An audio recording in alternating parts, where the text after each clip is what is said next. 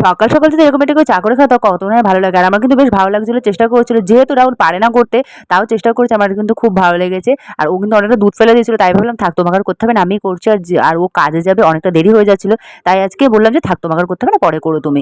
আর অনেকটা সকাল, সকাল কিন্তু দুজনে উঠে গেছিলাম। আর জানো তো বিয়ের আগে কিন্তু একদমই আমি এরকম সকাল, সকাল উঠতামও না আর এত কাজও করতাম না। এখানে এসে যে আমি মানে এত কাজ কি করে করে এত সকালে কি করে উঠে আমি নিজেও জানি না। আর বেলা থাকতে যে আমি এত উঠে সব কাজবাজ হয়ে যায় আমি নিজেও ভেবে, ভেবে অবাক হয়ে যাই। তো ও বলে যে, "তুমি এত দেরিতে উঠতে এত কাজ কি করে এখন করো?" আমি নিজেও জানি না। তবে নিজের গুণ নিজেই গাইছি। তো ওখানে কিন্তু ও চা খেয়ে আর কি বেরিয়ে যাবে এখন। আর আমি কিন্তু দুপুরবেলা রান্না করেছি আজকে পটল চিংড়ি করেছিলাম, চিচিঙ্গে ভাজা আর করেছিলাম কিন্তু টক ডাল। আর গরমে না এর থেকে বেশি আমার মনে করি যে না খাওয়াই ভালো। তবে মাছ মাংস থেকে একটু দূরে থাকাই ভালো এখন যা গরম পড়েছে না। আর বাড়িতে এসেই কিন্তু ফ্রিজে যত রকম ঠান্ডা ছিল সব কিন্তু ওর খেয়েছে। আমি বারণ করা সত্ত্বেও ও খেয়েই যাচ্ছিল। বলছে, "না, না ভাত খেতে পারবো না।" আমি বলছি, "তুমি এসে ভাতটা খেয়ে নাও তারপরে পরে খেও।" বলছে, "না আমি এখন এগুলো খাবো তারপরে।" তো আর কি বলবো ও মানে মানুষকে তো আর বারণ করা যায় না যে খেতে চায়। তো আমার কিন্তু এখানে রয়েছে ভাত, চিচিঙ্গে ভাজা, টক ডাল আর টক যেন একটু তেলটা বেশি হয়ে গেছিল। তো এগুলোই কিন্তু আজকে রান্না করেছিলাম। আর জানো তো আমার গায়ে জল পড়ে গেছিল ঢালতে গিয়ে। ভিডিওটা এই পর্যন্ত ভালো লাগলে অবশ্যই